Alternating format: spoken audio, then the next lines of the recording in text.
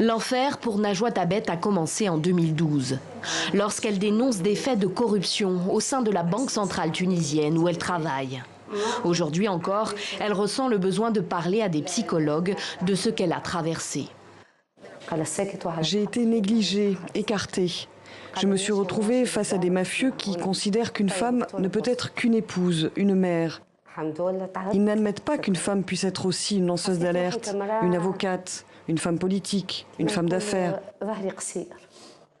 Cette cellule d'écoute, c'est l'instance nationale de lutte contre la corruption qui l'a mise en place. En 2019, près de 700 personnes l'ont approchée pour être protégées et accompagnées tant juridiquement que psychologiquement. Chaque année, cet organisme distingue certains lanceurs d'alerte emblématiques. Les femmes, comme Najwa Tabet, sont encore minoritaires et pourtant, elles ont un rôle clé à jouer. Elles sont aussi souvent les premières à payer le prix de la corruption parce qu'elles sont le plus touchées dans leurs droits sociaux, dans leur accès aux soins, aux premiers soins. Et souvent, elles n'ont pas le choix.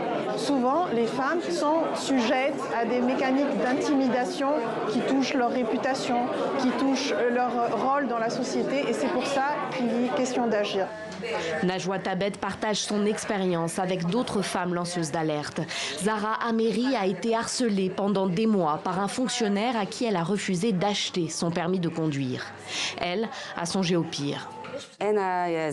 Avec le recul, moi je me considère comme chanceuse parce que j'ai été soutenue et protégée par les autorités, par ma famille. Et aussi par quelques collègues, même s'ils n'étaient pas nombreux. Mais on ne joue pas à armes égales face aux corrompus. On a gagné une bataille, mais la guerre, elle continue. Après avoir été un temps renvoyée de la Banque centrale, Najwa Tabet a réintégré son poste. Selon l'ONG Transparency International, la Tunisie se classe au 74e rang sur 180 des pays les plus corrompus.